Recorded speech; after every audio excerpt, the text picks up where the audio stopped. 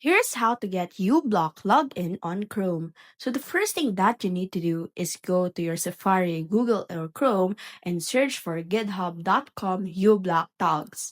Afterwards, scroll down until you see yourself on the Assets option. What you need to do is find the uBlock 0 chromium.zip.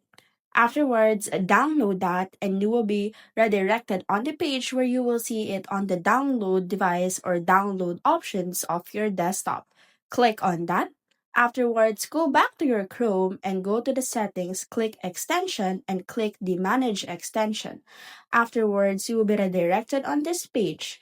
Under the extensions, click on my extensions and click on load unpack.